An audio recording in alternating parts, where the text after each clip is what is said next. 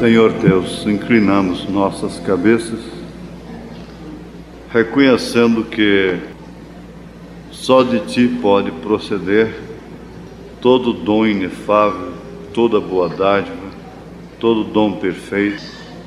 Todas boas coisas só podem vir de Ti. E o que acabamos de ver fala perfeitamente no natural daquilo que a noiva do Senhor está aguardando, devidamente ataviada pela Tua palavra, perfeita por representação do Cordeiro sangrento. Senhor, nós estamos esperando algo que possa sobrepujar aquilo que é de comum, de que é rotineiro, de que se tornou social, tradicional, religioso, porque o Senhor nunca ficou bitolado aos sistemas religiosos. O Senhor nunca ficou parado no deserto.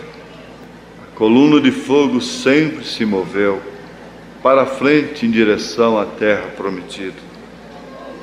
Pedimos, ó Pai, que esta reunião seja um marco na vida de cada pessoa que entrou aqui nesta noite, em todos os aspectos da vida. Isto possa ser uma bênção, Pai, para todas as famílias aqui representadas. Em nome do Senhor Jesus Cristo, vivifica e unge a Tua palavra, a ponto dela se tornar a coisa máxima desta reunião. É no santo nome de nosso Senhor Jesus Cristo que nós Te pedimos estas bênçãos. Amém. Amém. Aos Romanos 12, verso 16. Sede unânimes entre vós. Não ambicioneis coisas altas, mas acomodai-vos às humildes. Não sejais sábios em vós mesmos.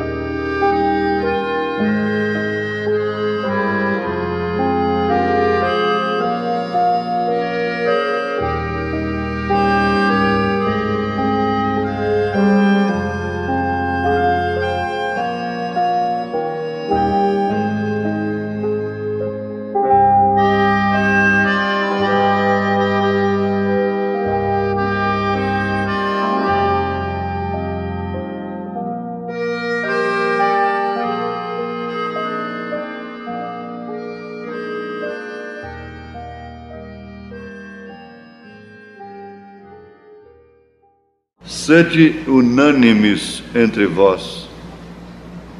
Um dos fatores que levam duas pessoas a se unirem é, sem dúvida alguma, a simpatia um pelo outro. É algo que atrai. O profeta disse: às vezes ela pode não ser a mulher mais bonita, mas existe algo ali que te atrai. Ele pode não ser um homem bonito, vistoso, mas existe algo nele que te atrai, a ponto dele se tornar absoluto para você, de forma tal que quando você o vê perto de qualquer pessoa de melhor aparência física, ele não fica humilhado perante você.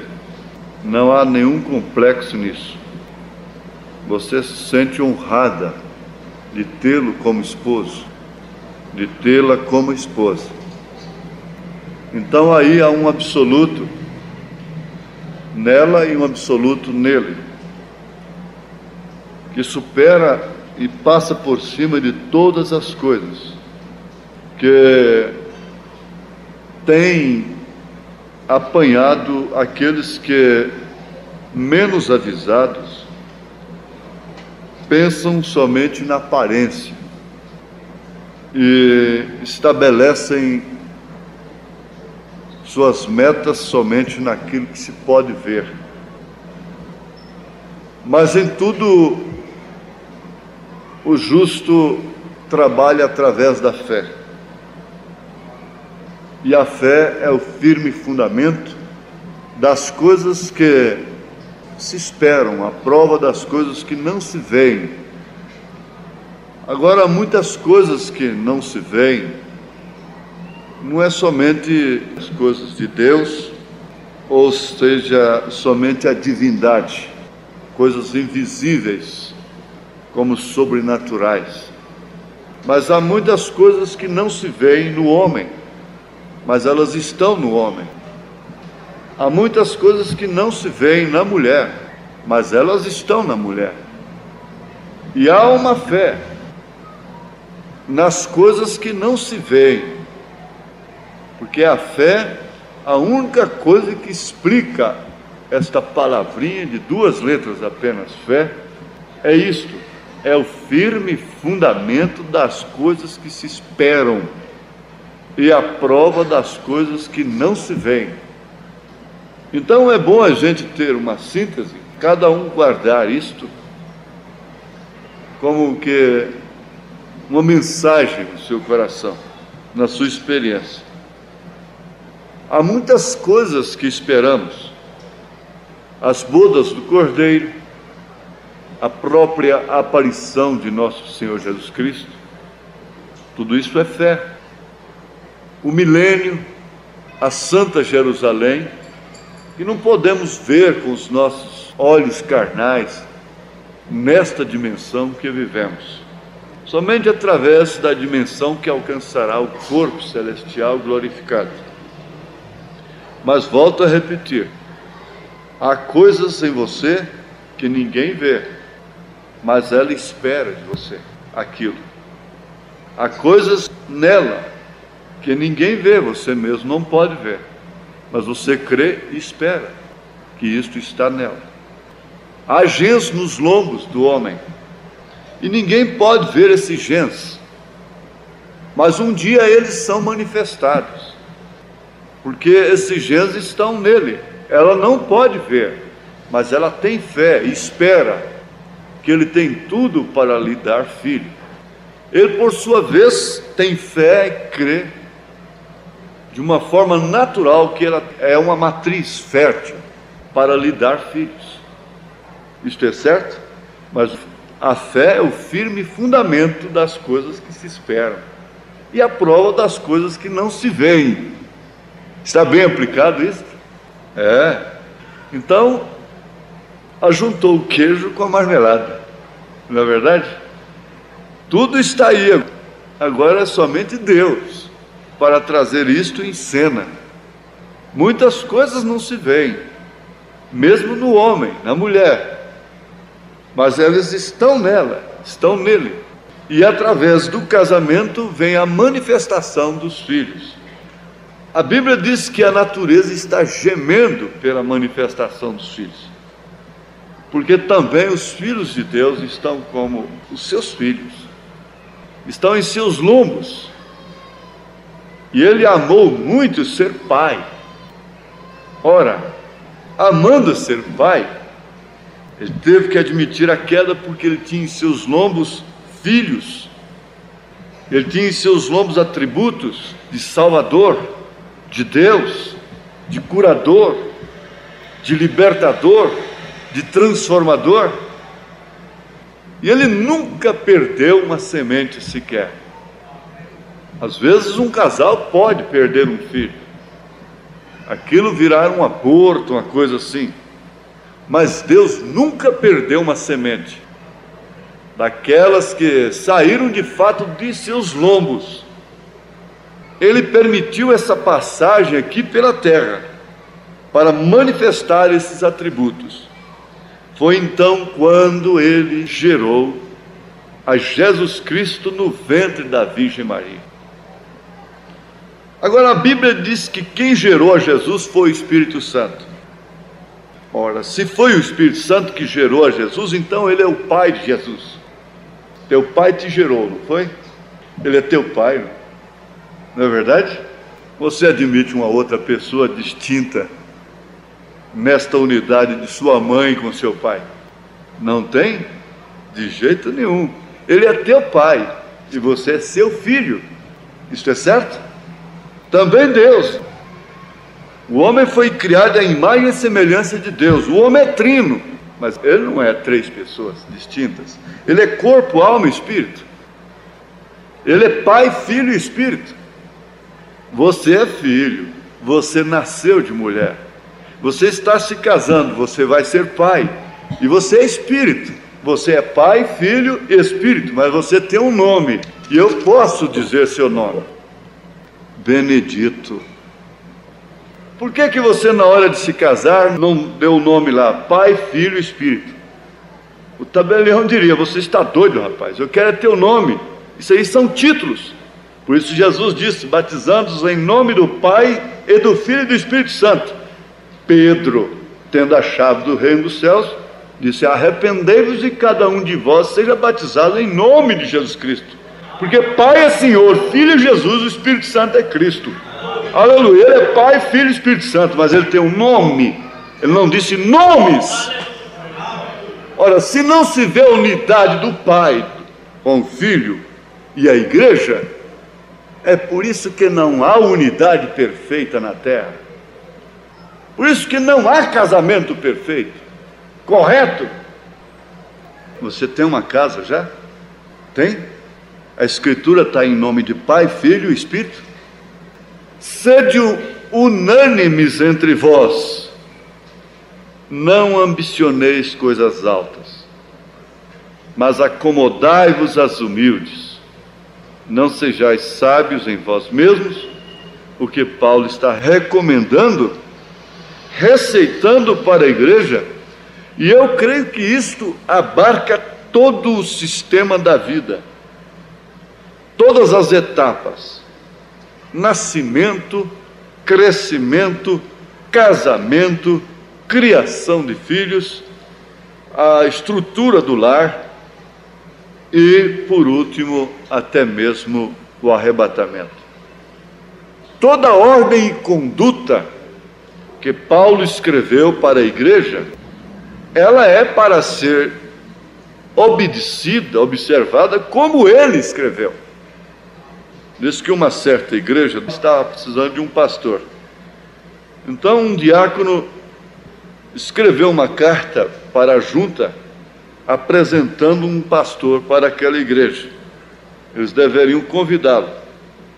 Mas nessa carta ele diz assim: senhores oficiais, eu desejo apresentar um pastor para a nossa igreja e creio que ela vai ficar muito feliz.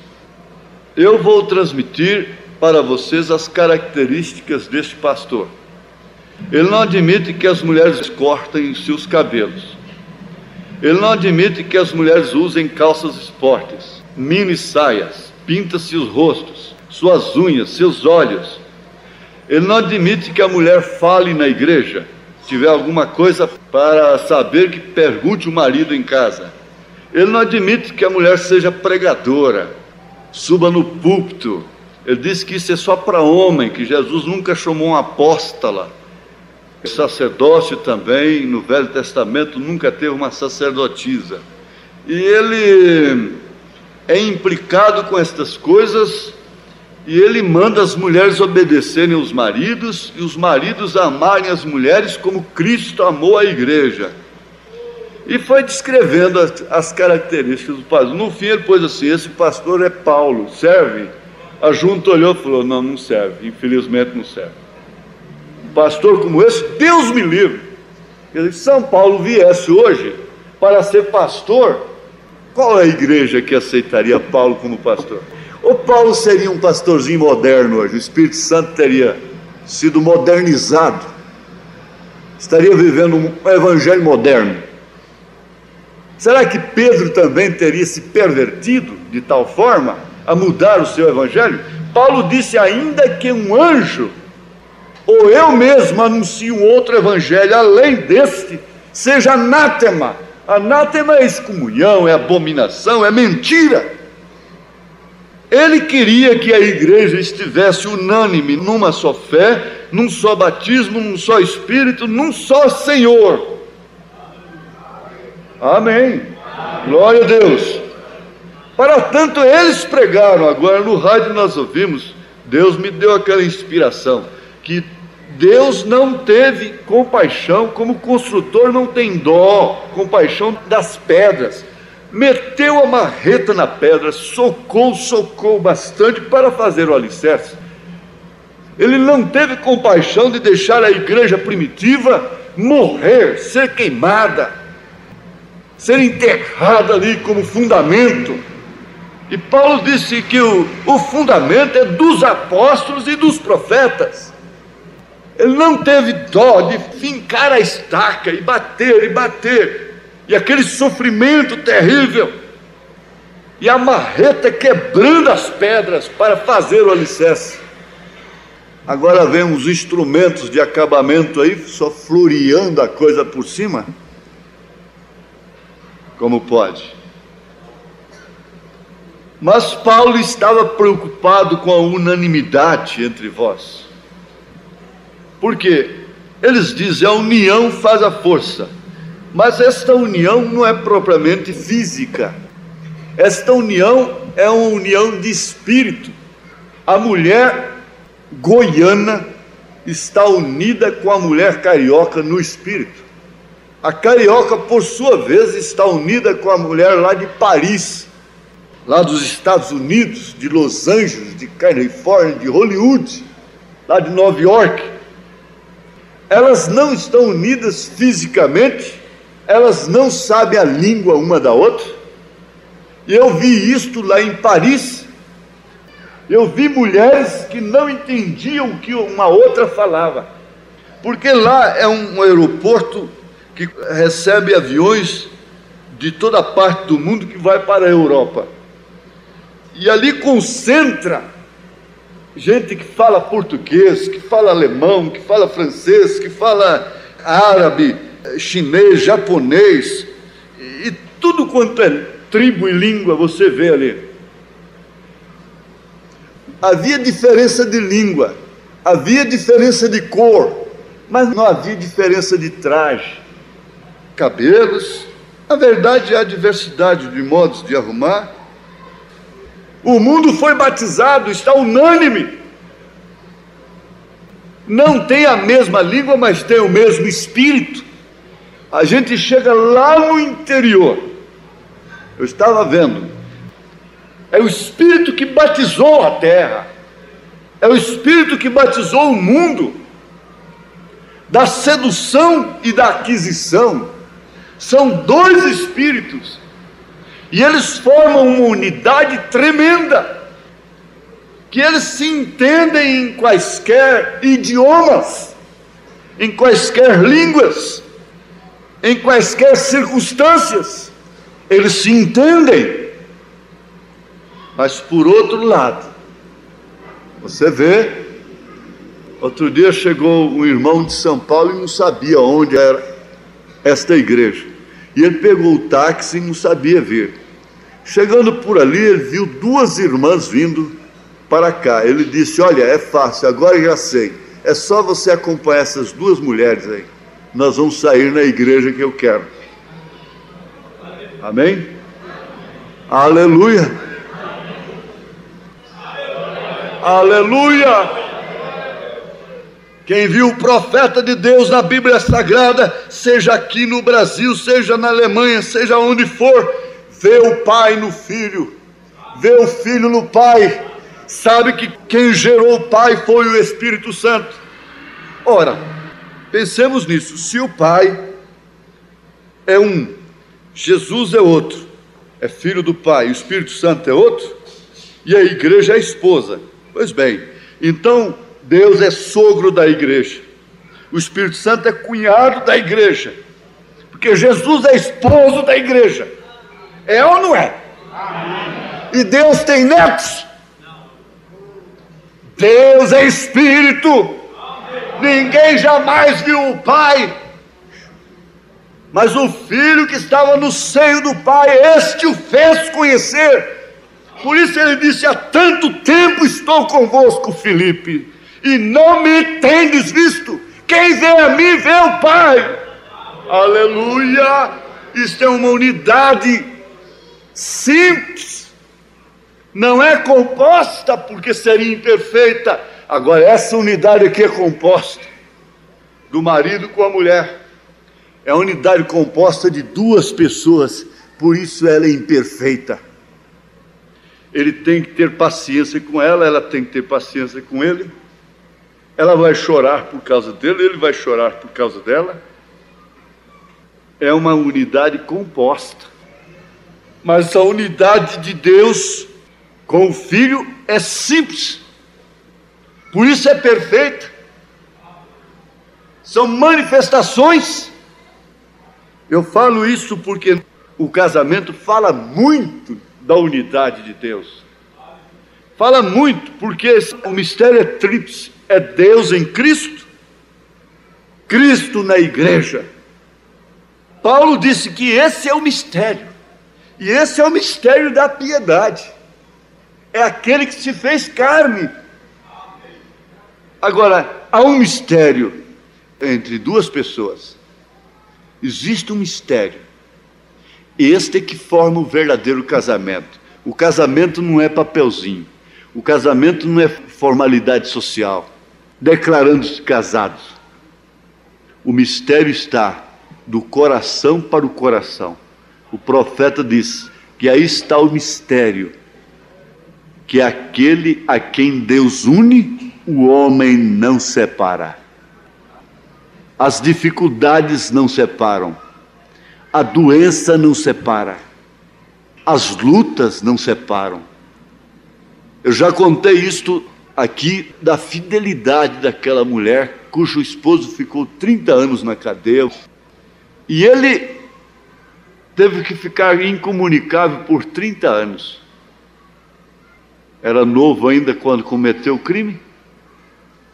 Depois de 30 anos ele escreveu para ela, quando vinha embora: se você ainda é fiel para mim, e está me esperando, e ainda tem esse pé de calvário aí na entrada da cidade, à margem da estrada de ferro, você põe um lenço branco nesse calvário, porque se eu ver o lenço branco, eu paro e desço nessa estação, e se eu não ver, eu seguirei minha viagem. Mandou a carta veio na frente. Ele tinha cumprido a sua sentença, já vinha, velho já, alcançado já pelos anos, e viajou com uma turma de estudante, e ele contou sua história, porque os estudantes perceberam sua expectativa, sua angústia, para chegar naquela estação. E quando ele contou, então, as estudantes, as moças, os moços, também se emocionaram, entraram na expectativa. Muitos começaram a chorar também, quando viram, ao sair numa curva, o pé de calvário estava todo cheio de lenços brancos. Cada galha tinha um lenço branco. 30 anos lutando, sofrendo, sendo censurada, mas firme, honrando, honesta. Ela não foi só um lenço branco, mas em cada galho havia um lenço branco, dando boas-vindas para ele. E aquilo foi uma festa. Quando viram aquilo, choraram, abraçaram o velho. Oh, sim!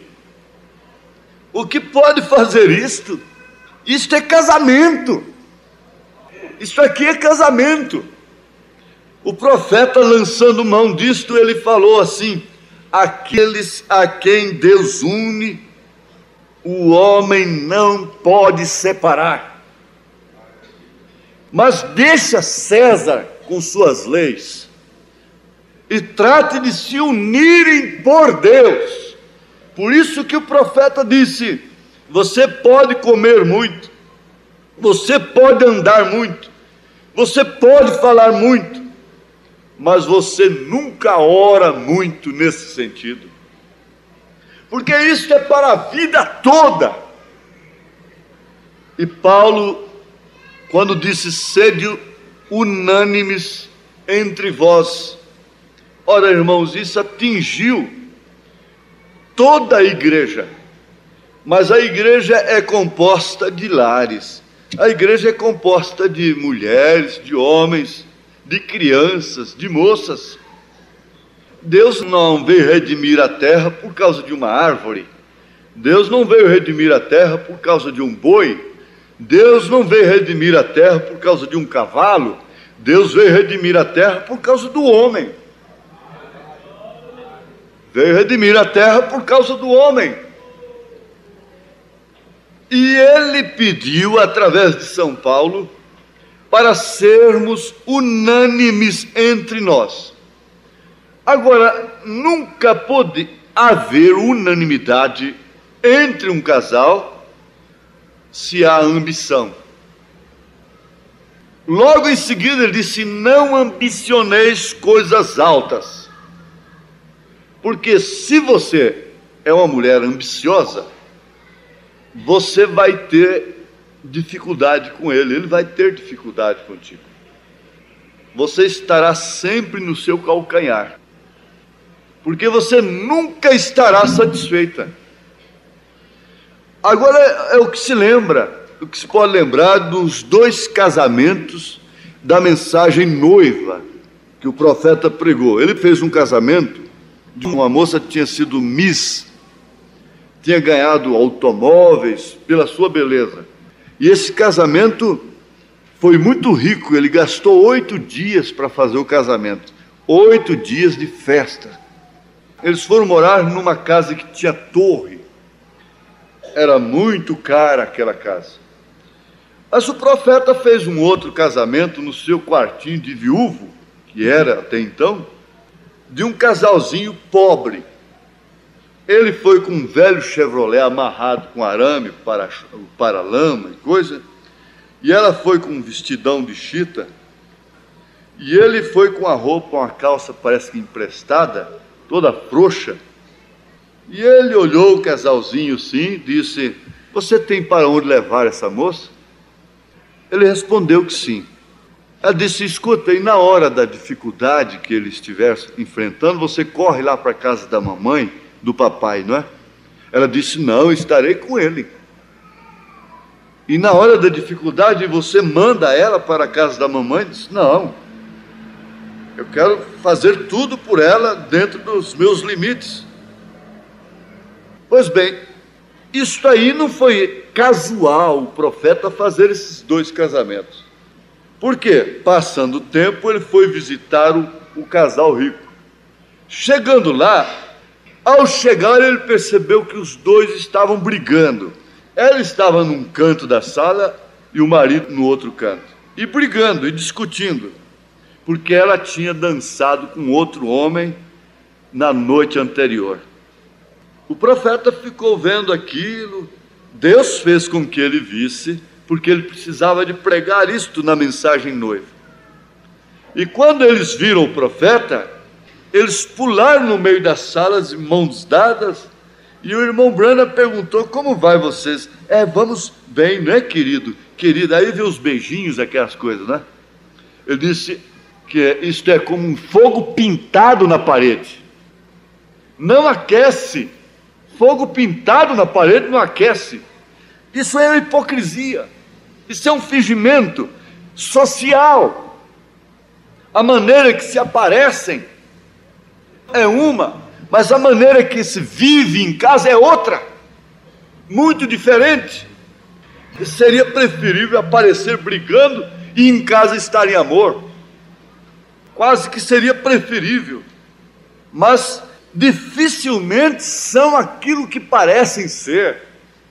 Quando estão muito bem, mas está sujeita a um tabu, está sujeita a uma ambição, está sujeito, está escravizado, está escravizada, está gemendo, para não explodir aquilo, para não dar um escândalo ou qualquer outra coisa assim.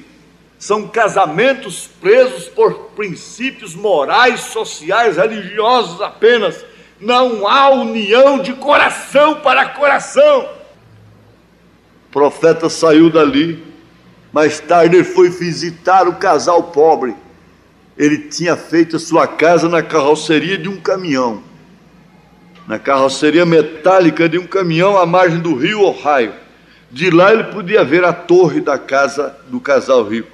E quando ele foi chegando, ele pôde ver pela porta que ela estava sentada no seu colo, carinhando-o e consolando-o, porque ele estava triste, porque recebeu o salário e não deu conta de dar um vestido novo para ela. Então ela dizia: não, querido, não fique triste, não fique assim tão triste. No próximo mês você me dará o vestido.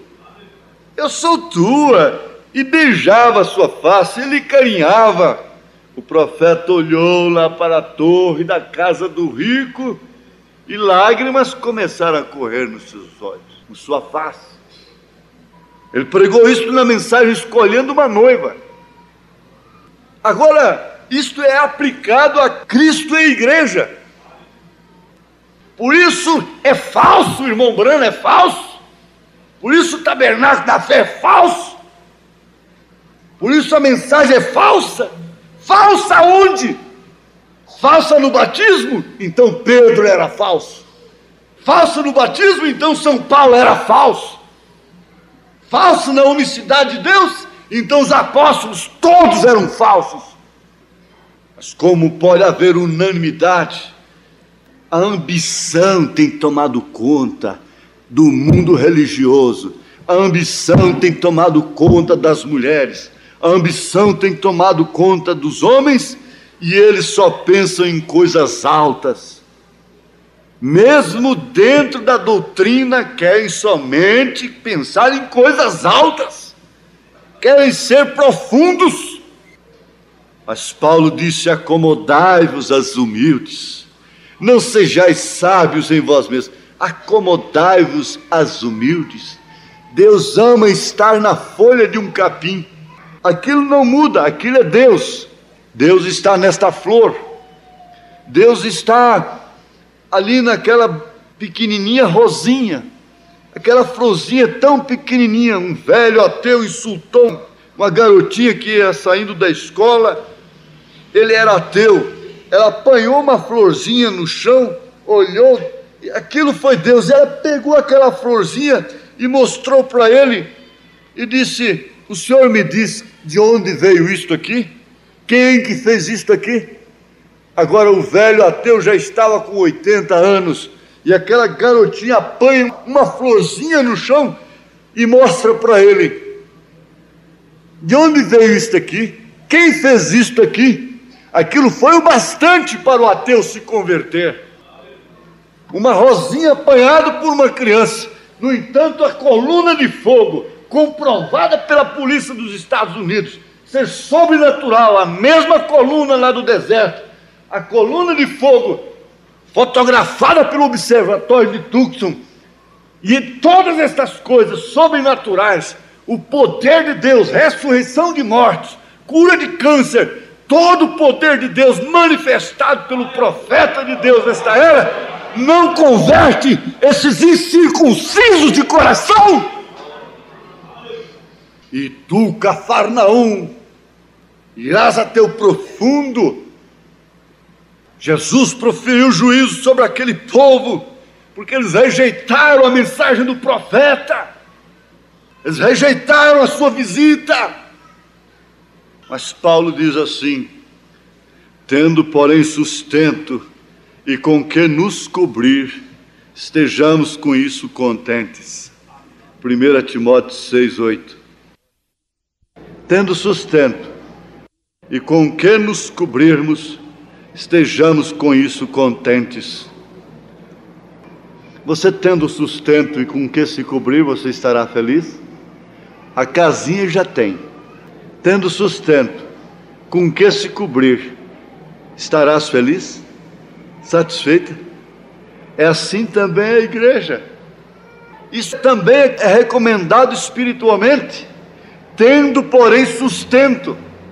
Eu digo, essa igreja está sustentada em quê? Essa igreja, as irmãs, os irmãos, estão sustentados espiritualmente ou não estão? Amém. Estão sustentados pela palavra original. Isto é verdade? Amém. Aleluia! Glória a Deus! Mas tendo, porém, sustento, e com que nos cobrir? É claro que eu preciso de me cobrir. É claro que você precisa de se cobrir. Nós ouvimos aqui a mensagem de separação. A roupa faz separação das vergonhas, da nudez. Tendo com que nos cobrir, porque nós precisamos de cobertura. E a propiciação quer dizer cobertura. Tendo com que nos cobrir. Ora, o sangue de Jesus Cristo nos cobre. É o que nos faz a cobertura.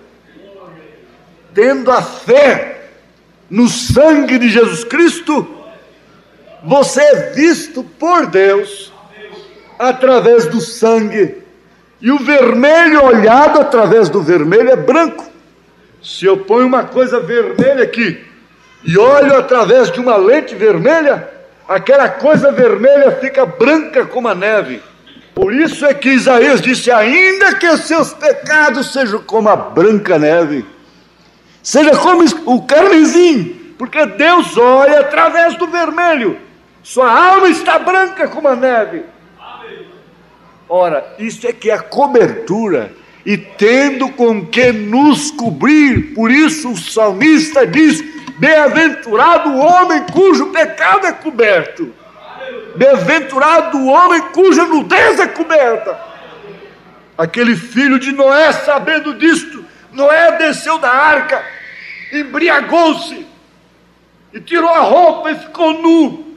O cão logo censurou e olhou sua nudez, mas Sem pegou a roupa, virou o rosto e foi para cobrir sua nudez, fazendo a cobertura. E Noé ficou satisfeito com aquilo, e Deus ficou satisfeito com aquilo. E aí veio a bênção de filhos, veio a bênção para o filho que honrou o pai, que cobriu a nudez ao invés de expô-la. Agora Paulo falando, se eu tivesse tempo de falar com que nos cobrir, este com que nos cobrir, começando do Éden, Adão pensando que tinha com que se cobrir, pegou folhas, fez aventais de folhas para si e para Eva, mas aquilo seca, o tempo seca, vem aí um avivamento, enquanto está verde está bem, mas logo passa e queima, aquilo seca tudo, é como um amigo folhaça, aquilo acaba tudo. Nessa historinha de menino aí, diz que a onça ficou inimiga do coelho e veio uma seca sobre a terra, e o coelho quis ludibriar a onça, então muita folha seca, ele sujou o corpo todo de mel e rolou na folha, e chegou lá aquele bicho estranho, e ela está vigiando, disse: o coelho tem que vir beber água, ele não vai morrer de sede, e eu me vingo. Quem é o senhor? Como é seu nome? Como é que você chama? Hein? Ele trocou de nome, ele disse: sou amigo folhaça. Amigo folhaça? Mas você veio de longe, né? De muito longe, eu nunca tinha visto falar nesse amigo. Amigo folhaça, sou amigo folhaça.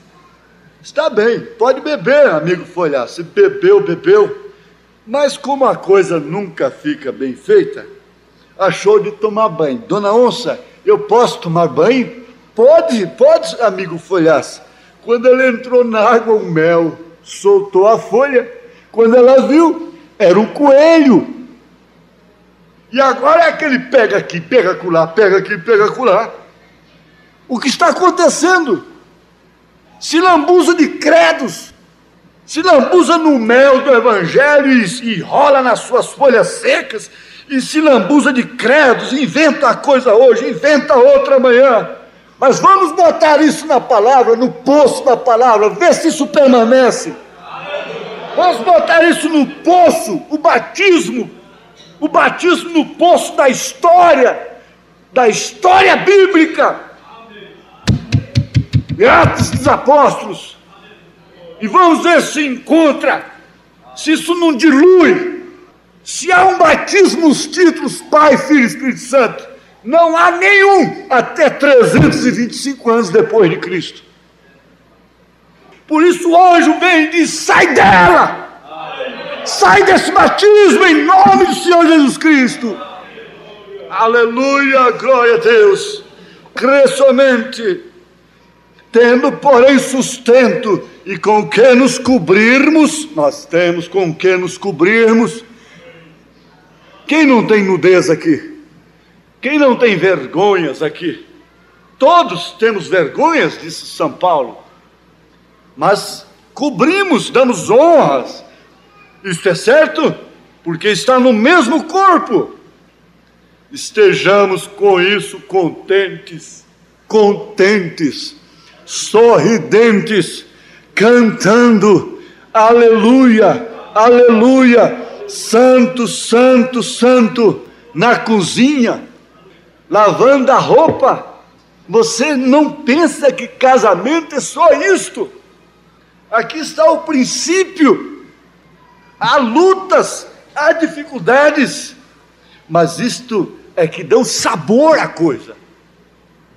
Agora, para finalizar, aqui está a causa principal da infelicidade, é a ambição, porque a pessoa nunca está satisfeita com o que possui, com o que alcança. Isso aplica também no sentido espiritual, porque não podendo ser ricos, são infelizes, são incompletos, são imperfeitos. Isso cabe para grupos da mensagem. Eles não querem ser laodiceanos e se sentem incompletos, eles são infelizes e querem ser ricos ao mesmo tempo em profundidades, em coisas assim. Então, são infelizes, são incompletos, são imperfeitos, não podendo ser ricos, porque nós estamos vivendo na era que diz: rico sou, mas ela pensa que é rica, ela não é rica. A era laodiceana, ela é pobre, miserável, desgraçada, cega e nua. Ela pensa que tem moral, e ela prima por isso por uma coisa assim como se fosse um camelo para coar na sua peneira. E o profeta disse que ela tem se feito tão rica a si mesma que ela não percebe que Deus não está nela, porque ela pensa que as bênçãos materiais, o progresso material, os meios, emissoras, grandes templos, grandes casas, grandes feitos, ela pensa que isto é Deus abençoando. E tem a prosperidade material como sinal de bênção de Deus. Aí está o erro. E acha que toda a felicidade está presa nisto. Com o dinheiro voando para baixo, caindo cada dia mais. Mas só assim está aqui uma coisa certa, está aqui uma coisa pura, está aqui uma coisa verdadeira. Na verdade, és pobre, desgraçado, cego e nu. Termo bíblico, Apocalipse, capítulo 3, a partir do verso 14. Jesus dizendo: eis que estou à porta e bato, e se alguém abre esta porta, eu entrarei e cearei com ele. Aconselho-te que de mim compres ouro fino, linho fino, colírio para os seus olhos. Isto é a hora que estamos vivendo. Laodiceia quer dizer mulher, Laodiceia quer dizer direito dos povos. Esse nome já quer dizer o estado da era em que estamos vivendo. É a mulher que tem que mandar, é a mulher que tem que trabalhar. O homem fica em casa olhando as crianças e a mulher vai para a rua trabalhar. para repartição, e assim por diante. O disco virou. Esse é o estado de Laodiceia. E ela diz assim: nós temos corais, nós temos ricas coisas, nós temos grandes coisas, nossos seios estão pontiagudos, estão cheios, nós temos muito leite, nós temos muito ventre, nós temos muita coisa. Mas ela está vomitada da boca de Deus, porque ela é uma água morna, ela não é quente nem fria. Que mulher formal, que mulher sem condição para um casamento. Porque não há coisa pior do que uma coisa morna.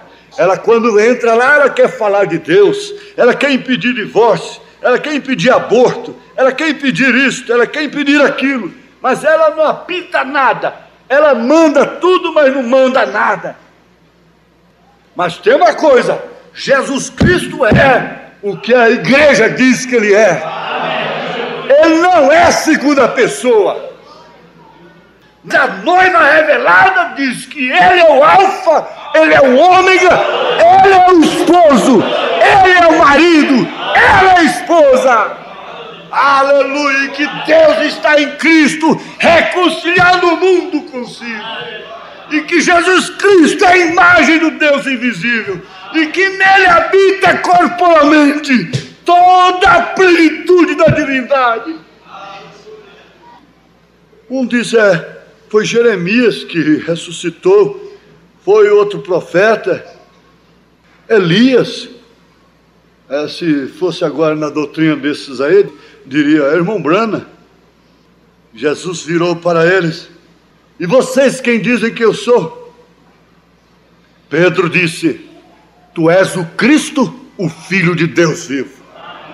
Aquilo, irmãos, aquilo era dizer: tu és o Pai da eternidade, tu és o príncipe da paz, tu és o conselheiro maravilhoso, tu és o Filho, tu és o Pai, tu és o Espírito Santo, tu és Emanuel, tu és Deus conosco, tu tendes o sangue de Deus. Paulo disse: cuidai da igreja que ele comprou com seu próprio sangue. Agora ele está falando de unidade, de unanimidade, de unicidade, de perfeição.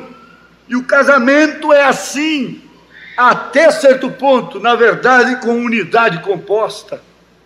Por isso, imperfeita nesse sentido, tem que se unir pelo amor ágape, porque esse aqui, entre vocês dois, é o eros, a paixão, o filho. Então une a pessoa, mas o ágape une os corações, os espíritos. O amor ágape une a igreja em espírito, passa por cima, faz o arco-íris com as 7 cores, com fé, virtude, conhecimento, temperança, paciência, piedade, amor fraternal. Ora, se um arco desse pode segurar milhões e milhões de toneladas, quanto mais 7 arcos, que diadema glorioso está sobre ela. Diadema de fé, virtude, conhecimento, temperança, paciência, piedade, amor fraternal. Fazendo isto aqui, ele faz o ágape. É o amor perfeito, é a pedra de coroa, é aquilo que põe fim em toda leviandade, em toda imperfeição, em toda indecência, em tudo que não sabe esperar. Porque o amor tudo espera, o amor tudo sofre, o amor tudo suporta, o amor não se porta com indecência. 1 Coríntios 13. Havendo língua cessará, havendo profecias serão aniquiladas, porque isto então encampa tudo. Enquanto a igreja está dominada somente por isto, a irmã fulana manda mais do que o pastor na igreja, porque vai lá na casinha dela e ela eis, e diz isso e diz aquilo, e a Bíblia mesmo fica para trás. O pastor, o pregador não vale nada, que vale a irmã fulana, porque ela disse que eu posso casar com fulano. Mas quando vem esse amor perfeito, esse poder da palavra, então isso acaba, é aniquilado. Isso tem que vir, assim diz o Senhor, no seu coração. Isso te traz a dar todos os passos da vida com segurança. Amém, glória a Deus, aleluia. Querem ser ricos? Não há ninguém que não queira ser rico, mas nunca estão completos. Você vê que o mancebo de qualidade ficou triste quando Jesus disse para ele: está certo, você nunca matou, você nunca roubou, você nunca prostituiu, você honra o pai, você honra a mãe, está bem, está tudo certo. Então você agora vai e vende tudo que você tem e segue-me. Diz a Bíblia que ele saiu triste. Jesus olhou assim até ele sumir lá e disse: quão difícil, é mais fácil passar um camelo pelo fundo de uma agulha do que um rico entrar no reino dos céus. Por causa da ambição, nós estamos num mundo assim, um mundo de ambição, um mundo de aquisição, um mundo de sedução. Nós estamos andando, ou nós somos Daniéis, ou então nós estamos tragados. Daniel passou entre os leões. Sadraque, Misaque e Abednego foram lançados na fornalha ardente. É o que me importa. Ai, isto é bom, isso faz bem para a alma. Sadraque, Misaque e Abednego poderiam ter saído por uma tangente, mas eles não se importaram de entrar na fornalha ardente. Eles disseram: nosso Deus pode, mas nós não nos dobraremos. Irmãos, e Deus não livrou aqueles 3 jovens de sofrerem aquela tentação, aquela provação. Diz o profeta que os anjos ficaram inquietos. Tem um anjo lá que é o desgostoso, ficou desgostoso no tempo de Noé, chamou água na terra. Deus chamou através dele. Ele provocou essa hecatombe toda, esses estrondos todos, e ele ficou como sendo um desgostoso. E naquela hora ele disse, ficou inquieto, dizendo: deixa, pai, deixa eu ir lá. Se eu acabei com o mundo com água, quanto mais com a fogueirinha daquela. Espera aí, deixa. E ficou inquieto como um cavalo de corrida, para lá e para cá. Deixa, pai, deixa. E o pai dizia assim: não, fique quieto, isso é comigo, isso aí não é para você. Se você vai fazer uma coisa que não é para você, é perigoso você ser queimado em vez de apagar o fogo. Vai se meter em coisa que não é sua, que você vai ser queimado. Espera, isso é para mim. Chamou: venha, vento oriental, vento ocidental, venha cá. Isso em fração de segundo. E os 3 jovens iam entrando. Quando eles entraram, ele já estava lá dentro. Aleluia. Era ele próprio, era ele mesmo, andando com eles dentro da fornalha ardente. Às vezes a família é esta fornalha, o emprego é esta fornalha, até a igreja vira numa fornalha. Mas o que me interessa é saber que Ele está comigo. Nenhum amigo poderia libertá-los, nenhum anjo podia libertá-los, livrá-los, ninguém podia fazer nada. Ele disse: deixe comigo. Ninguém pode fazer nada pelos lares hoje, não tem sociólogo, não tem nada. A gente depara com problemas aí que diz: meu Deus, o que fazer? Não há meio, não tem solução, não há princípio, não há regimentos, não há nova moral, não há sociedade, Não há evangelho que possa sustentar isto. Tem que ser uma coisa sólida, tem que vir de Deus para o coração. Aleluia! Para fazer essa unanimidade. Agora, quando se casa de fato, entende-se de fato, entende-se em todas as circunstâncias. Porque o profeta, um moço chegou para ele e disse: irmão Branham, eu amo tanto aquela mocinha, que tu achas? Irmão Branham nunca teve uma visão de casamento. Ó, é para você casar com fulano, com ciclano, não. Eu nunca vi na mensagem dele isto. Ele disse: você a ama? Ele disse: oh, demais, irmão Branham. Ele disse: se você não pode viver sem ela, casa-te. Se você pode viver sem ela, então não te cases. Ele disse assim: você multiplica isto milhões de vezes e dedica a Cristo. Então ele tomou o casamento, ele tomou aquela força de expressão, que se o rapaz desse conta de viver sem aquela moça, que ele não se casasse. Se casasse somente se não desse conta de viver sem ela. E multiplicasse então aquilo milhões de vezes e dedicasse a Cristo. Porque se um casamento só pode permanecer, preste bem atenção nisto, se de fato um não pode viver sem o outro, porque se puder viver, logo desfacela.